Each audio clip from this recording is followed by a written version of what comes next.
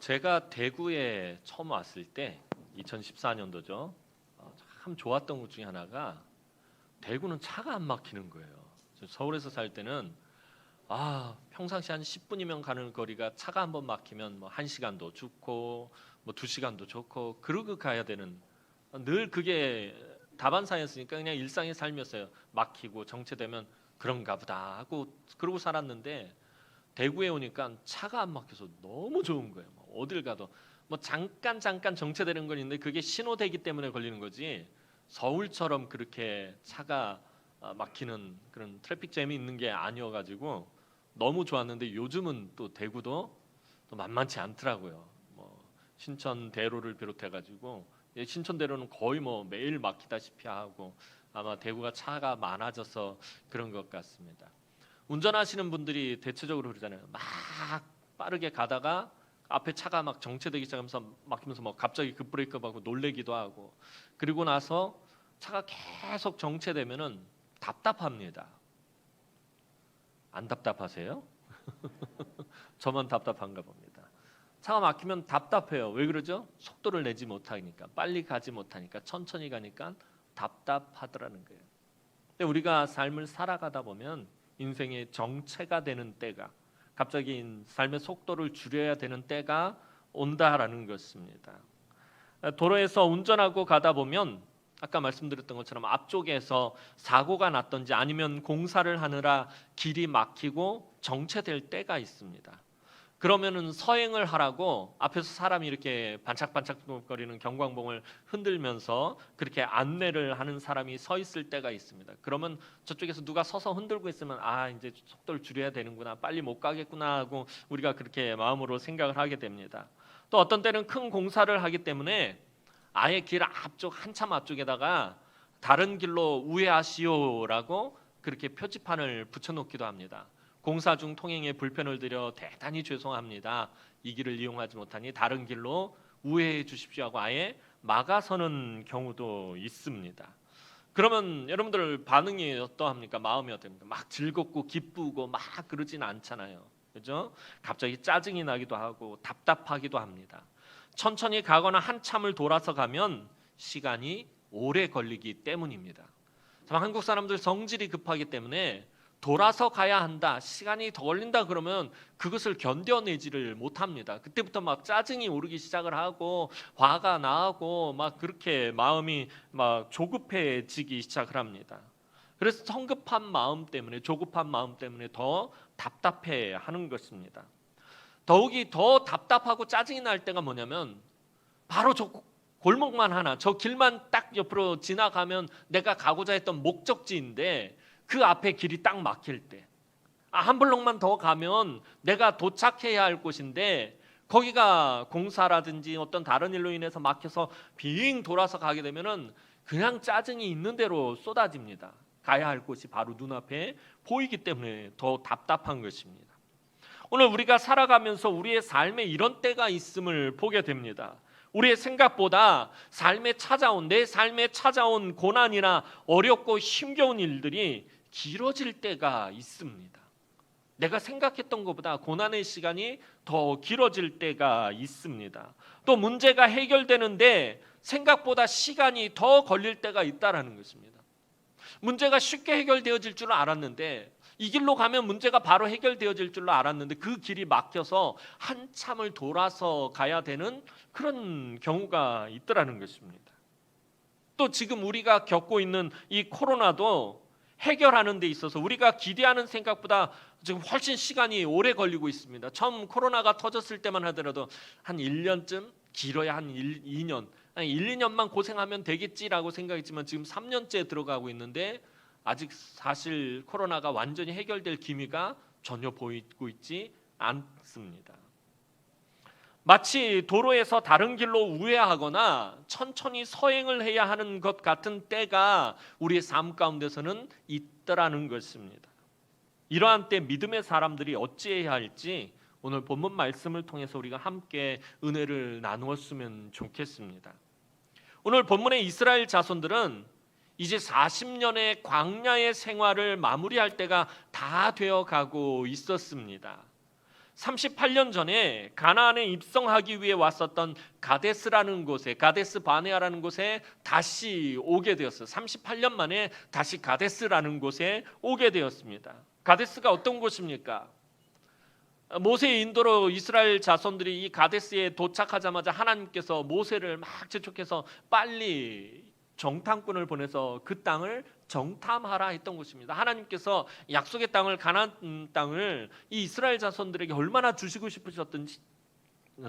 싶으셨던지 가데스에 도착하자마자 빨리 가나안 땅을 정탐하라고 명령하셨던 곳이었어요. 그래서 여호수아와 갈렙을 비롯한 12명의 정탐꾼이 가나안 땅을 구석구석 다 뒤지고 정탐하고 돌아와서 그것을 보고하는데, 갈렙과 여호수아를 제외한 10명의 정탐꾼이 그 땅을 비하합니다. 그 땅은 도저히 차지할 수 없다. 그 땅은 우리가 정복할 수 없다. 이렇게 말하면서 하나님을 믿지 못하고 원망하다가 다시 길을 돌려서 광야로 들어가야 했던 이스라엘 자손에게 있어서 어떻게 보면 아픔이 있는 장소가 바로 이 가데스입니다. 그곳으로 이제 이스라엘 자손들이 38년 만에 다시 들어오게 된 것입니다. 원래 처음에는 이 가데스에서 가나안 남쪽을 치고 올라가려는 그런 길을 하나님이 잡으셨지만 38년이 지난 지금은 요단 동편을 통해 가나안 중간으로 들어가는 길을 잡으셨습니다. 지금 남쪽으로 올라가면 남쪽에 위치한 블레셋과 전쟁을 해야 되고, 또 가나안 땅에는 남방 세력과 북방 세력이 있는데 밑에서부터 올라가면 북방과 남방 세력이 힘을 합쳐서 다시 전쟁을 해야 되는, 그래서 이스라엘이 굉장히 피해가 클 수도 있고 힘들 수도 있고 백성들이 그냥 가나안 땅에 대해서 그냥 마음을 놓아버릴 수도 있는 그런 상황이었습니다. 그래서 하나님은 가나안을 남과 북으로 허리를 끊어서 정복하는, 동쪽에서 치고 들어가서 가나안을 남쪽과 북쪽으로 나누어서 그렇게 정복하는 전략으로 바꾸셨던 것입니다. 그런데 그렇게 길을 가려면, 하나님께서 두 번째 세우신 그 전략대로 길을 가려면 에돔 족속이 있는 땅을 지나가야 했습니다. 요단 동편에서 남과 북으로 이어지는 큰 길이 있었는데 그 길을 왕의 대로라고 불렀습니다. 그 길을 통해서 요단 동편으로 가면 편하게 그리고 빠르게 갈 수가 있었습니다. 제가 지금 아무리 얘기를 해도 이게 뭔 얘기인지 잘 모르실 거예요. 그래서 지도를 하나 보도록 하겠습니다. 방송실 지도 하나만 띄워주시겠어요? 자, 지도를 보면 지금 그 빨간색 길이 보이죠? 빨간색이 무슨 색인지 모르는데 자, 빨간색 길이 보이는데 저 밑에 보면 레드씨라고 돼 있는데 거기가 홍해예요. 홍해 보면 아카바라고 돼 있는데 거기서부터 해서 저 위로 다메섹까지 쭉 이어지는 빨간, 보이세요? 근데 글씨는 잘 안 보이겠다. 저 빨간색 길이 왕의 대로라는 거예요. 요단 동편으로 해가지고서는 쭉 올라가는 길이 이게 왕의 대로라는 길이에요. 자, 거기 보면 보라색 라인이 그려져 있고 노란색 라인이 그려져 있고 또 연두색 라인이 그려져 있죠. 요 세 개가 모이는 바로 그 지점이 가데스예요. 요 지도에는 가데스가 표시가 안 돼 있어서 제가 그 지점에다 이렇게 색을 세 가지를 이렇게 출발하게 돼 있는데 거기가 가데스입니다. 근데 원래대로라면 이 남쪽으로 올라가야 됐어요. 그게 제일 빠른 길인데 그 지금 초록색으로 그려진 길이 있죠. 그 초록색으로 가면은 가나안 땅에 가장 빠르게 진입을 할 수 있는데 그 길로 가면 누구랑 맞부딪혀야 되냐면 블레셋하고 전쟁을 하면서 가나안 정복 전쟁을 시작해야 됩니다. 처음부터 아주 강한 적과 싸우면서 시작해야 되기 때문에 되게 어려운, 거리로는 가장 짧은 길이지만 실질적으로는 가장 어려운 코스가 될 수 있어서 하나님께서 이제 돌리셨어요. 요단 동편으로 해서 가나안 땅으로 들어가려고. 그 길이 저 노란색으로 표시된 길이에요. 노란색으로 된 그 길로 가면은 바로 요단 동편으로 해서 요단강을 건너서 여리고로 입성할 수 있는, 그다음 두 번째로 빨리 갈 수 있는 길이 바로 이 길이었습니다. 근데 이 길에는 요 빨간색 라인을 타고 가야 돼요. 이 빨간색 라인이 왕의 대로라는 길인데 이 길을 타고 가면은 빠르게 갈 수가 있는 것이었습니다. 자, 그런데 그 길에는 어느 족속이 살고 있었냐면 에돔 족속이 살고 있었습니다. 잠깐 지도 내려주시기 바랍니다. 이따가 다시 또 지도를 봐야 돼요. 자, 그 빠르게 가는 길에 누가 살고 있었냐면 에돔 족속이 살고 있었다라는 것입니다. 그러니까 에돔 족속의 영토를 그 길이 관통하고 있었기 때문에 그 길을 따라가려면 에돔 족속의 영토를 지나가야 하는 것이었습니다. 그래서 모세는 사신을 보내서 에돔의 왕에게 그 길을 지나갈 수 있도록 해달라고, 도와달라고 그렇게 도움을 요청합니다. 그것이 오늘 본문 14절 말씀입니다. 오늘 본문 14절 말씀 보도록 하겠습니다. 시작. 모세가 가데스에서 에돔 왕에게 사신을 보내며 이르되 당신의 형제 이스라엘의 말에 우리가 당한 모든 고난을 당신도 아시거니와. 모세는 이스라엘이 에돔과 형제 관계에 있다라는 것을 지금 말하고 있습니다. 왜냐하면 에돔 족속은 여러분들이 잘 아는 것처럼 누구의 후손? 그렇죠. 야곱의 쌍둥이 형인 에서의 후손이었기 때문입니다. 그러니까 에돔과 이스라엘은 사실 형제 족속, 형제 국가, 형제 나라와 같은 그런 관계에 있었습니다. 사실 에서의 후손인 에돔 족속은 그런데 이스라엘을 그리 탐탁하게 여기지 않았습니다. 자기 조상인 에서의 장자권과 에서의 축복을 훔쳐간 아주 교활한 족속으로 그렇게 여겼기 때문입니다. 그래서 에돔은 항상 이스라엘과 사이가 좋지 않았습니다. 이후에도 에돔은 끊임없이 이스라엘을 괴롭히고요, 이스라엘을 곤란하게 만드는 그런 역할을 합니다. 이스라엘 입장에 있어서는 에돔이 마치 가시와 같은 그런 역할을 하는 그런 나라였습니다. 이스라엘을 향한 그 감정이 항상 좋지 않았기 때문에 그 사실을 알고 있던 이 모세는 그래서 자기들이 애굽에서 얼마나 고생하며 힘들고 어렵게 살았는지 그것을 이야기하며 지금 이야기를 풀어갑니다. 너희와 사이가 안 좋은 건 아는데 우리가 사실은 한번 잘 살아보겠다고 애굽으로 들어갔다가 애굽에서 400년 동안 정말 고생 많이 했다, 그렇게 이야기를 하면서 이 이야기를 풀어갑니다. 오늘 본문 15절 16절 말씀 보도록 하겠습니다. 15절에서 16절 말씀입니다. 시작. 우리 조상들이 애굽으로 내려갔으므로 우리가 애굽에 오래 거주하였더니 애굽인이 우리 조상들과 우리를 학대하였으므로 우리가 여호와께 부르짖었더니 우리 소리를 들으시고 천사를 보내사 우리를 애굽에서 인도하여 내셨나이다. 이제 우리가 당신의 변방 모퉁이 한 성읍 가데스에 있사오니. 자, 애굽에서 400년 동안, 아주 오래라고 얘기죠. 400년 동안 있습니다. 400년 동안 학대를 받으며 고생하다가 하나님의 능력으로 애굽을 이제서야 빠져나오게 되었다라는 것입니다. 지금 모세가 말하고자 하는 것은 형을 속여서 형의 것을 다 가져간 그 야곱의 후손인 이스라엘에 너희가 감정이 좋지 않은 것을 안다. 감정이 좋지 않겠지만 그동안 우리는 애굽에서 오랫동안 고생해왔다. 너무 고생하고 지금 이제서야 고향 땅으로 돌아가는 길이니까 우리를 좀 봐달라. 우리를 좀 봐줘라 라고 지금 그렇게 부탁을 하는 것입니다. 이어서 모세는 에돔 족속의 땅을 지나가게 해달라고 다시 한번 부탁을 합니다. 그게 17절 말씀입니다. 오늘 보면 17절 말씀 보도록 하겠습니다. 시작. 청하건대 우리에게 당신의 땅을 지나가게 하소서. 우리가 밭으로나 포도원으로 지나가지 아니하고 우물물도 마시지 아니하고 왕의 큰 길로만 지나가고 당신의 지경에 나가기까지 왼쪽으로나 오른쪽으로나 치우치지 아니하리이다 한다고 하라 하였더니. 자, 여기서 보면 왕의 큰 길로만 지나가겠다. 우리가 포도원이나 밭으로 지나가지 않고 또 우물물도 마시지 않고 왕의 큰 길에서 왼쪽으로나 오른쪽으로나 치우치지 않고 그냥 그 길 따라서 조용히 그냥 조심해서 가겠다라고. 여기서 말하는 이 왕의 큰 길이 아까 지도 보면서 말씀드렸던 왕의 대로를 말하는 길입니다.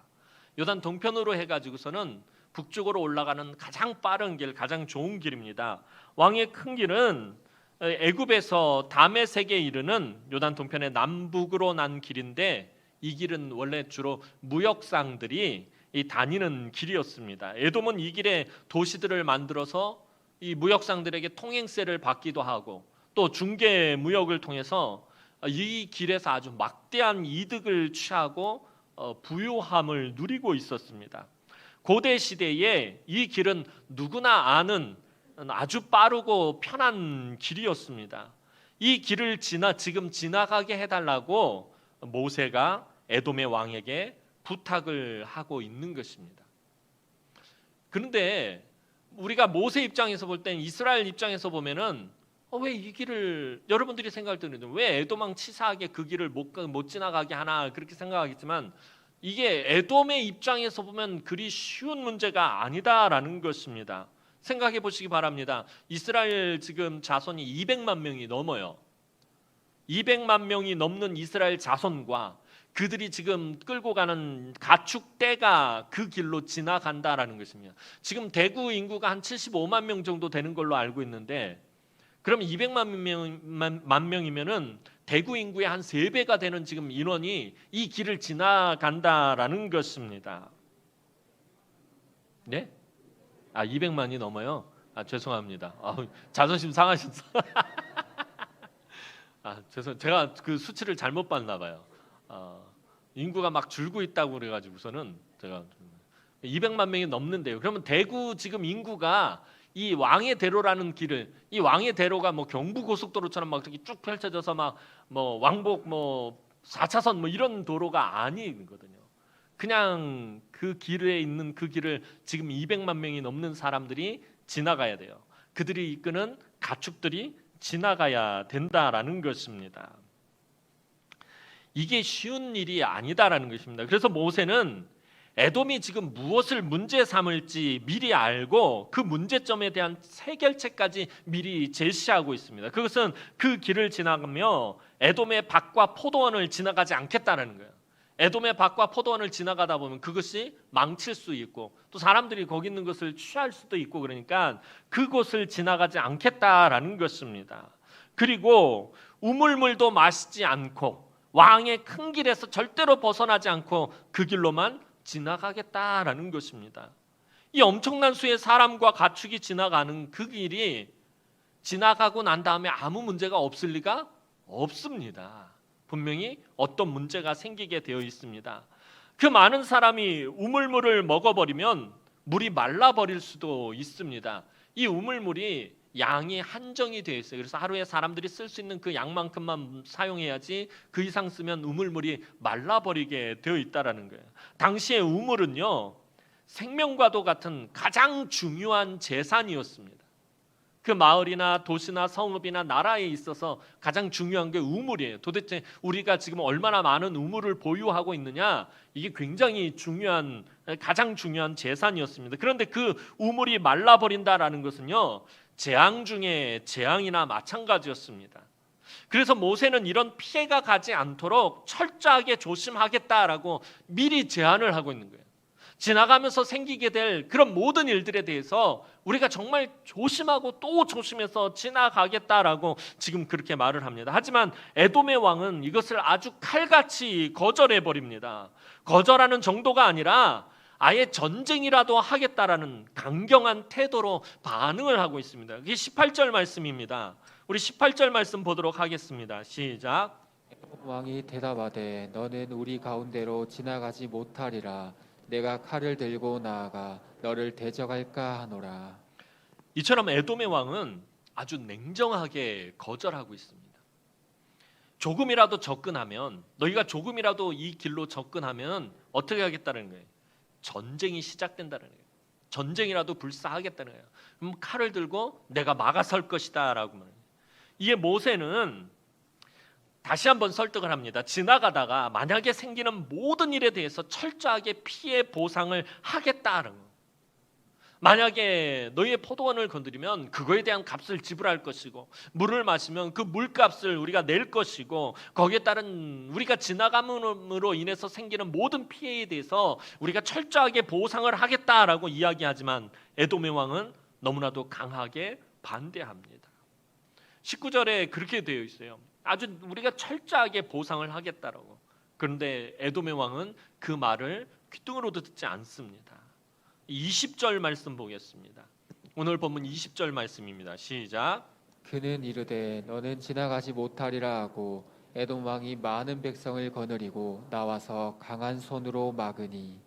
이번에는 에돔의 왕이 대군을 이끌고 나와서 아예 이스라엘 자손의 길을 막아버립니다. 아까는 너희들 지나가면은 내 전쟁이라도 불사하겠다라고 말했는데 또 설득을 하니까 이번에는 아예 군대를 다 동원해서 끌고 나와서 길목을 막아버렸다라는 것입니다.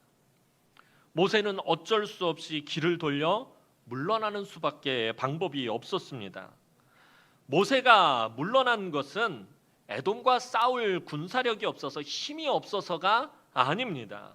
이스라엘에는 전쟁을 할 수 있는 장정만 60만 명이 넘는 군사력을 이미 보유하고 있었습니다.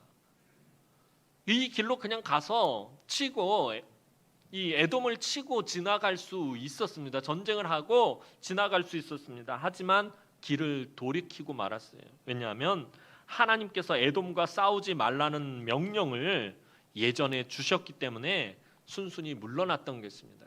이전에 하나님께서 율법을 주시면서 에돔은 너희와 형제이기 때문에 에돔과 전쟁을 하지 마라, 싸우지 말라라고 하나님께서 이미 명령을 주셨습니다. 그래서 그 에돔과 전쟁을 하지 않고 뒤로 빠진 것입니다. 이 길을 돌이켜서 한참을 우회해서 길을 가야 했다라는 거예요. 오늘 본문 21절 말씀 보도록 하겠습니다. 오늘 본문 21절 말씀입니다. 시작. 에돔 왕이 이같이 이스라엘이 그의 영토로 지나감을 용납하지 아니하므로 이스라엘이 그들에게서 돌이키니라. 지도 다시 한번 띄워 보내주세요.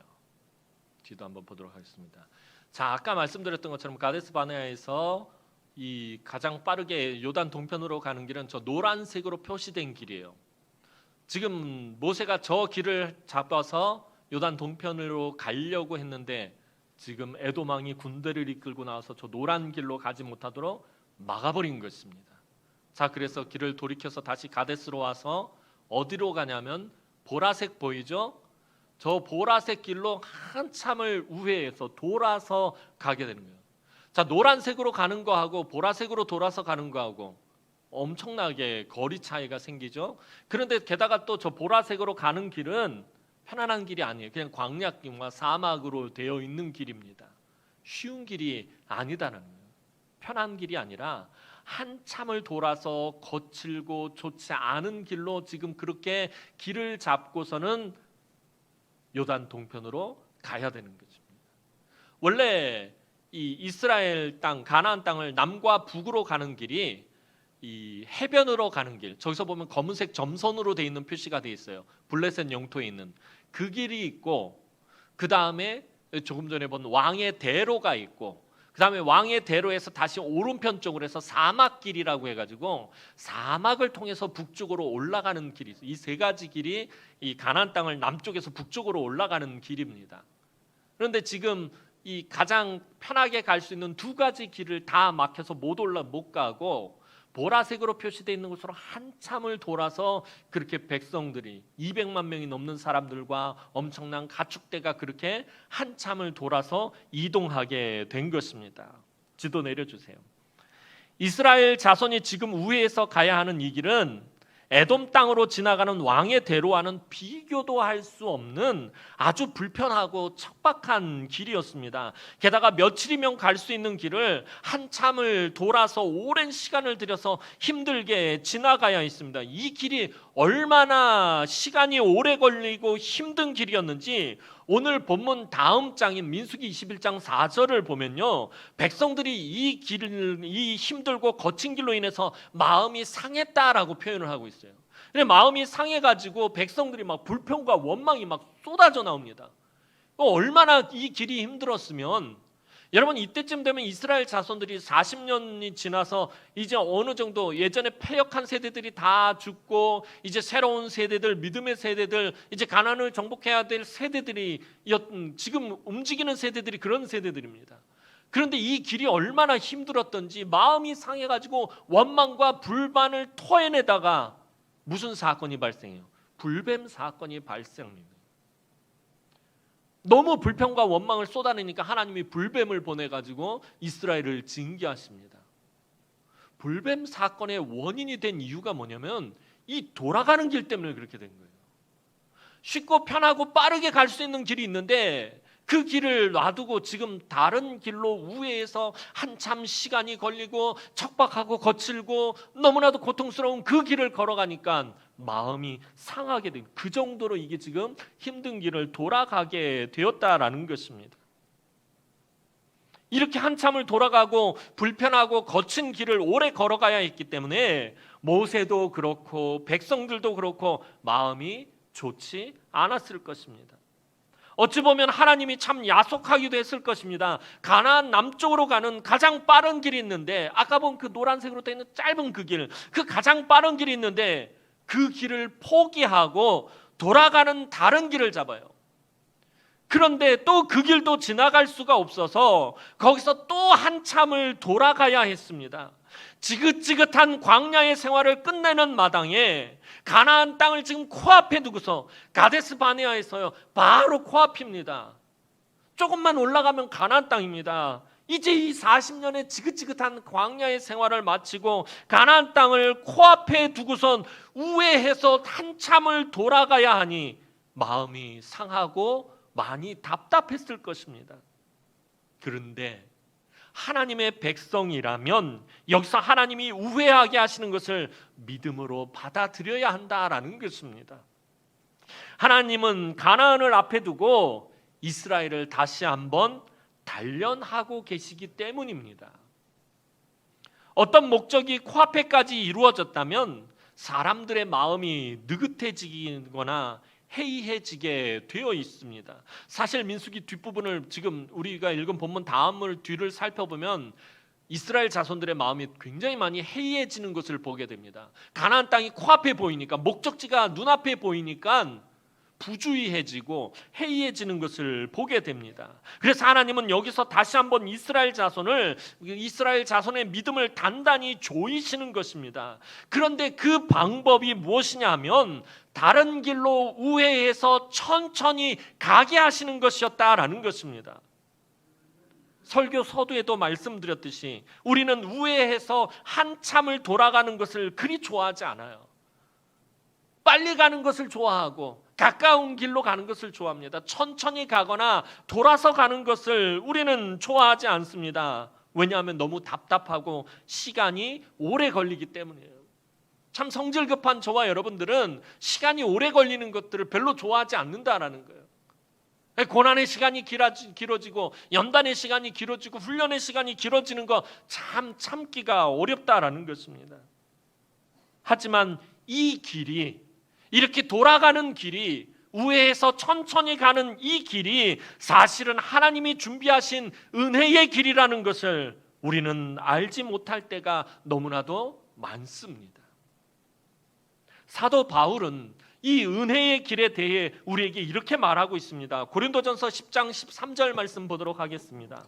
고린도전서 10장 13절 말씀입니다. 시작. 사람이 감당할 시험 밖에는 너희가 당할 것이 없나니 오직 하나님은 미쁘사 너희가 감당하지 못할 시험 허락하지 아니하시고 시험 당할 즈음에 또한 피할 길을 내사 너희로 능히 감당하게 하시느니라. 늘 말씀드리지만 예수를 믿는다고 해서 시험을 당하지 않는 것 아닙니다. 예수 믿는다고 해서 고난을 안 당한다는 건 그런 거 없습니다. 성경은 예수 믿어도 고난을 당하고 의인도 고난을 당한다라고 분명히 말하고 있습니다. 믿음의 사람들도 고난을 당하고 환난을 당하고 시험을 당하게 되어 있습니다. 하지만 하나님이 피할 길을 내신다라고 오늘 사도 바울은 말하고 있습니다. 오늘 우리말로 번역된 이 피할 길이란 말의 헬라어 성경 원전의 의미는 벗어날 길로 되어 있어요. 벗어나는 길. 시험을 당한다는 말은 시험이 우리 앞길을 가로막을 때 벗어날 길, 돌아가는 길, 우회하는 길이 주어진다라는 것입니다. 그러니까 이 피할 길이 뭐냐면 이 길이 때로는 우회하는 길이 되기도 합니다. 그런데 이 길이 어떤 길입니까? 시험을 벗어나는 은혜의 길이라는 것입니다. 근데 우리가 이 사실을 자꾸 놓치고 있을 때가 많아요. 그래서 불평하게 되고 원망하게 되고 낙심하게 되는 것입니다. 오늘을 살아가는 우리 성도들이 삶에 이렇게 에돔과 같이 막아서는 문제를 만날 때가 있어요. 여러분들의 앞길을 가로막는 문제들이 있을 때가 있어요. 직장과 사업에 이렇게 에돔처럼 막아서는 일이 있고, 자녀가 오늘 에돔 왕처럼 진짜 고집스럽게 말을 듣지 않을 때가 있고, 여러 가지 질병이 참 오래도록 나를 괴롭힐 때가 있고, 이 외에도 참으로 오랫동안 나를 힘들게 하고 서럽게 하고 괴롭게 하고 마음 아프게 하는 일들이 있다라는 것입니다. 뭔가 문제가 빨리 해결되면 좋겠는데 그 문제가 빨리 해결되지 않고 천천히 아주 더디게만 그렇게 걸어갈 때가 있다라는 거예요. 아무리 애쓰고 수고하고 노력하고 온갖 것을 다 동원하고 발버둥 쳐도 이 에돔처럼 막아서는 삶에 어려움이 있습니다. 그런데 마음이 더 어려운 것은 여러분들이 살아가면서 만나게 되는 이 에돔과 같은 문제들, 여러분들의 앞길을 가로막고 여러분들이 우회하게 하고 천천히 가고 더디 가게 하는 이것이 하나님이 허락하셨다라는 것입니다. 하나님이 허락하신 일이다라는 거예요. 그리고 그 앞에 꽉 막혀 있는 것을 하나님이 뚫어주시면 좋겠는데 이게 뚫어주시는 것이 아니라 자꾸 천천히 우회하라고 하십니다. 앞에 길이 막히면 하나님이 그것을 뚫어주죠. 홍해를 마치 가르시고 그것을 마른 땅으로 건너게 하셨던 것처럼, 왜 예전에는 홍해를 마른 땅으로 건너게 하셨는데 왜 지금은 이 앞에 가로막힌 것을 뚫고 지나가지 않고 왜 돌아가게 하시느냐는 거예요. 하나님 우리가 천천히 서행하고 돌아가라고 말씀하십니다. 더디 가라고 지금 우리에게 명령하신다라는 것입니다. 하나님 도대체 왜 이러시는 것입니까? 사실 모든 일에는 하나님의 선하신 뜻이 있다라는 것 우리 알지만 막상 현실에서 부딪히면 이게 도무지 이해할 수가 없는 것이에요. 여러분 그러잖아요. 우리가 평상시에는 모든 일에는 하나님의 뜻이 있어, 하나님의 때가 있어 그렇게 말하지만 정작 고난이 닥쳐오고 내가 고난의 한복판에 던져지면은 하나님의 뜻이고 뭐고 이해가 안 되는 거예요. 도대체 무슨 하나님의 뜻이 있어? 왜 내 삶이 이렇게 되는 거냐? 현실에 부딪히면 이해가 안 된다는 거예요. 알 수가 없어요. 하나님 왜 우리가 우회하고 더디 가게 하시는 것입니까? 왜 그 길을 뚫어주시지 않으시고 돌아가게 하시는 것입니까? 그것은 하나님은 하나님의 일을 하루아침에 이루어지게 하지 않으시기 때문입니다. 이 사실을 우리가 받아들이기 힘든 이유 중에 하나가 뭐냐면, 우리는 어떤 시대 속에서 살고 있냐면 속도의 경쟁 속에서 살고 있기 때문에 그렇습니다. 속도가 굉장히 중요한 시대에 살고 있어요. 특히 한국 사람들이 하나님의 이러한 성품, 이러한 성향을 받아들이기 어려운 것 중에 하나가 너무 빨리빨리 성급하고 빨리 무언가를 해내야 하기 때문에 그렇다는 거예요. 지금 세상에서의 최고 경쟁력이 무엇입니까? 오늘 이 세계에서 최고 경쟁력은 속도입니다. 빠른 사람이 성공하게 되어 있습니다. 누가 더 빠르냐가 성공의 열쇠라고 말합니다. 누가 더 빨리 신기술을 개발하고, 누가 더 빨리 더 좋은 디자인들을 개발하고, 누가 더 빨리 좋은 것들을 상품화하느냐, 이게 성공의 열쇠가 된다라는 것입니다. 속도가 경쟁력인 시대에 저와 여러분들이 살아가고 있습니다. 하지만 하나님 나라의 일은 속도 경쟁으로 이루어지지 않는다라는 것입니다. 하나님은 오랜 시간 속에서 역사해 오셨기 때문입니다. 태초부터 지금까지 그 오랜 시간 속에서 하나님은 역사해 오셨습니다. 예수 그리스도의 십자가 사건도 하나님이 모든 일을 천천히 하시는 가장 대표적인 사건이에요. 하나님 단번에 우리의 죄의 문제를 끝장내버리실 수 있었어요. 힘의 논리를 사용하시고 힘의 원리를 사용하셨다면 단번에 끝내실 수 있어요. 하나님이 딱 한 번 힘의 원리를 사용하셨어요. 빠르게 하는 것을 사용하셨어요. 그런데 너무나도 후회하셨어요. 그 사건이 뭐예요? 노아의 홍수 사건이에요. 죄가 세상에 관영할 때 사람들이 생각하고 행동하는 것이 모든 것이 다 더러운 죄악뿐이었을 때 하나님께서 그것을 빠르게 처리하시려고 홍수로 다 쓸어버리시고 나서 하나님 가슴 아파하셨다는 거예요. 그 뒤로 하나님 나라의 일들은 다 천천히 서행하게 됐어요. 더디게 가요. 하나님이 오래 참고 기다리셔요. 하나님이 모든 일들을 빠르게 처리하신다면 저와 여러분들 가운데 예수 믿고 구원받을 사람 하나도 없다라는 것이에요. 하나님이 참고 기다리시고 오랫동안 천천히 가셨기 때문에 저와 여러분들이 예수 믿고 구원받게 되었다라는 거예요.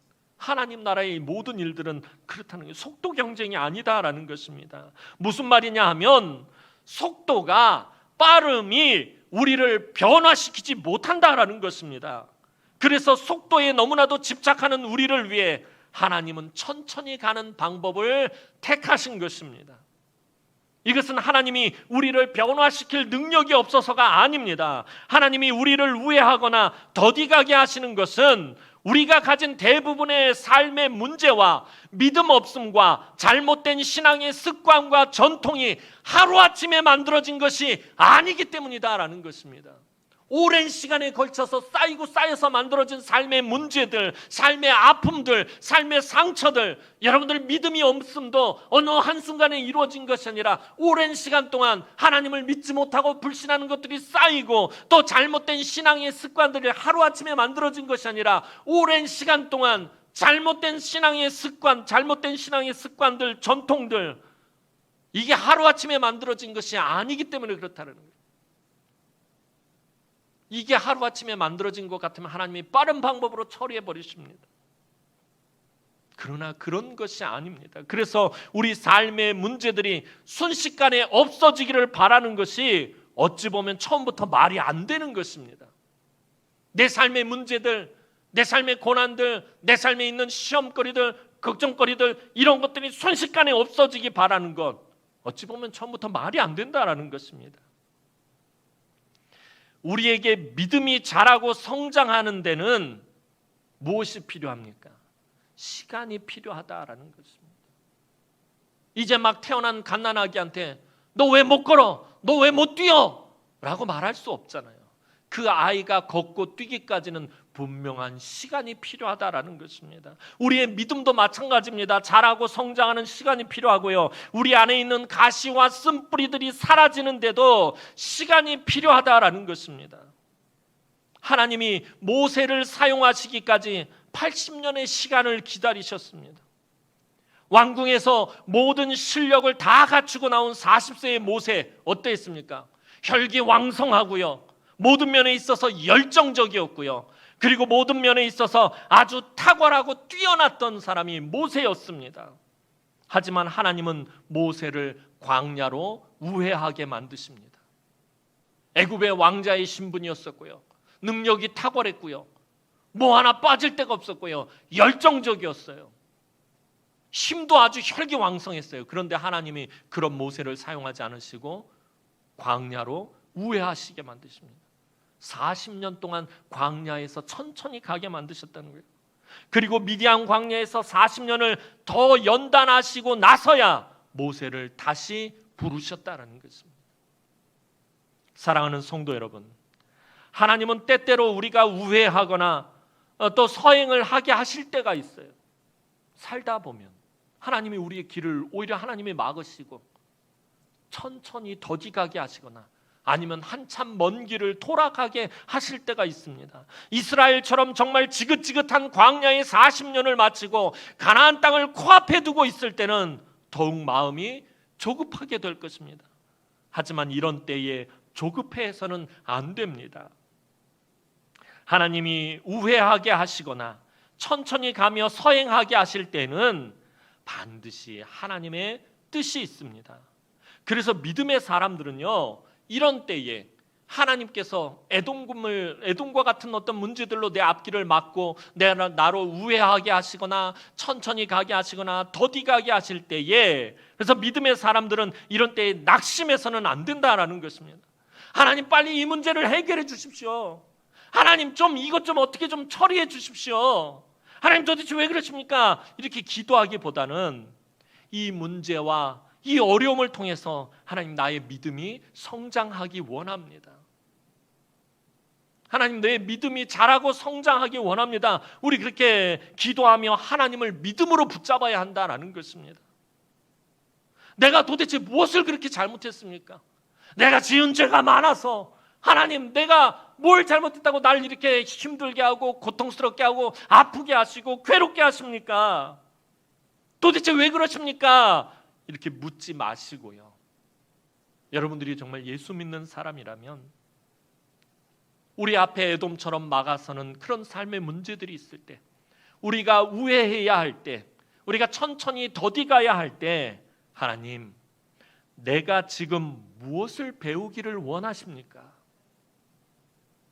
하나님 내가 지금 무엇을 배우고 내가 무엇을 배워서 더 잘하고 성장하기를 원하십니까? 라고 여러분들 겸손히 물으시기 바랍니다. 하나님이 우회하게 하실 때는요, 우리의 삶을 공사하시기 때문입니다. 우리의 삶에 하나님의 공사가 있기 때문에 우회하게 하시는 거예요. 어떤 때는 교회 전체를 공사하실 때도 있습니다. 나만 우회하거나 천천히 가는 것이 아니라 다른 사람들도 돌아가거나 서행을 해야 합니다. 하나님이 우리의 삶을 공사하시는 것은 우리의 믿음이 자라고 성장하기를 원하시기 때문입니다. 우리가 새롭게 변화되기를 원하시기 때문입니다. 따라서 이때는 철저하게 우리가 자라고 성장해야 합니다. 그럼 어디까지 자라고 성장해야 하는 것입니까? 사도 바울은 우리가 예수 그리스도에게까지 자라고 성장해야 한다라고 말씀합니다. 에베소서 4장 13절 말씀 보겠습니다. 에베소서 4장 13절 말씀입니다. 시작. 우리가 다 하나님의 아들을 믿는 것과 아는 일에 하나가 되어 온전한 사람을 이루어 그리스도의 장성한 분량이 충만한 데까지 이르리니. 자라지 않는 사람은 죽은 사람입니다. 우리의 믿음이 자라지 않으면 죽은 것입니다. 우리의 믿음이 새롭게 변화되지 않으면 죽은 것입니다. 아이 목사님 저는 이제 나이도 많고 이제 내일 모레면 천국 가야 되는데요. 우리가 천국 가는 그 날까지 변하고 자라고 성장해야 한다는 거예요. 내일 죽는 한이 있어도 오늘 자라고 성장해야 한다는 거예요. 1시간 뒤에 내가 죽는다 해도 지금 내가 더 새롭게 변화되어야 한다는 것입니다. 그것이 하나님 앞에서 살아있는 것이고 그것이 하나님 앞에서 생명력이 있는 것이기 때문입니다. 우리는 예수를 믿는 그 순간부터 예수에게까지 자라야 하는 사람들입니다. 예수에게 자란다는 것, 예수를 믿는다라는 말이 무엇이라고 했어요? 예전에 제가 분명히 말씀드렸어요. 예수에게까지 자라고 예수를 믿는다라는 말은 다시 말해서 예수를 닮아가야 한다라는 것입니다. 매일매일 조금씩 예수를 닮아가야 한다라는 것입니다. 예배하고 기도하고 섬기고 헌신하는 모든 일에 예수를 닮아가야 하고요. 여러분들의 살아가는 이 세상에서의 삶 가운데서도 예수를 닮아가며 여러분들의 삶을 통해서 예수를 보여줄 수 있어야 된다라는 것입니다. 그것이 예수 믿는 것이고 그것이 예수 그리스도의 장성한 분량까지 자라나는 것입니다. 사랑하는 성도 여러분, 여러분들의 삶이 우회한다고 서행한다고 낙심하지 마시고 믿음으로 그 길을 걸어가시기 바랍니다. 말씀 붙잡고 그 말씀대로 살려고 애쓰시기 바랍니다. 그 애쓰고 수고함에 대한 보상이 여러분은 믿음으로 우회하며 서행하는 것에 대한 축복이 성공이 아니라 성장에 있다라는 사실을 여러분들 기억해야 돼요. 목사님 내가 정말 믿음으로 살려고 애쓰고 노력하고 몸부림쳤는데 왜 나는 성공하는 삶을 살지 못하는 것입니까? 목적이 그것이 아니기 때문입니다. 우리가 애쓰고 말씀 붙잡고 말씀에 귀 기울이고 그 말씀대로 살려고 애쓰고 수고하고 때로는 우리가 시험과 환난을 당하고 핍박을 당하며 믿음을 지키며 살아가는 것에 대한 보상이 성공이 아니라 성장에 있기 때문이에요. 예수 그리스도에게까지 자라고 성장해야 하기 때문이다라는 사실을 놓쳐서는 안 된다라는 것입니다. 우리의 신앙의 문제는 성공하는 것이 아니라 성장하는 것에 있어요. 예수 그리스도에게까지 자라고 성장하고 예수를 닮아가는 것에 있다라는 것입니다. 비록 삶이 우회하고 천천히 갔지만 예수에게까지 자라고 성장하는 삶을 살았다면, 예수를 닮아가는 삶을 살았다면 그 사람이 하나님 앞에서 크게 성공한 삶을 산 줄로 믿으시기 바랍니다. 하나님이 여러분의 삶을 공사하시는 것은 여러분을 불편하고 힘들고 괴롭게 하기 위해서가 아닙니다. 새롭게 변화하고 여러분들이 성장하게 하기 위해서입니다. 하나님이 우회하게 하실 때 여러분들 너무 복잡하게 생각하지 마시고 하나님을 믿고 따라가시기 바랍니다. 여러분, 고난이 찾아오면 생각이 많아지고 복잡해져요. 복잡하게 생각하지 마시고 하나님을 믿음으로 따라가시기 바랍니다. 하나님 붙잡고 천천히 따라가시기 바랍니다. 그러면 어느새 약속의 지경에 이르게 될 것입니다. 어느새 하나님께서 주신 그곳으로 가게 될 것입니다. 오늘도 삶의 공사 구간을 우회하며 지나갈지라도 믿음으로 그 길을 통과하여 조금이라도 성장한 믿음으로 우리 하나님을 기쁘시게 하며 하나님이 예비하신 은혜와 축복을 풍성하게 누리시는 우리 남흥의 모든 성도들이 되기를 주님의 이름으로 축원합니다. 기도드리겠습니다. 사랑과 은혜가 많으신 아버지 하나님, 은혜와 사랑을 진심으로 감사를 드립니다. 오늘 우리가 삶을 살아가면서 만나게 되는 삶의 공사로 인해서 우리가 우회하거나 서행하게 될 때 하나님 낙심하거나 원망하는 것이 아니라 새롭게 변화하고 성장할 것을 기대하고 소망하며 하나님을 믿음으로 따라갈 수 있도록 하나님 우리에게 은혜를 베풀어 주옵소서. 감사드렸고 예수님의 이름으로 기도하옵나이다. 아멘.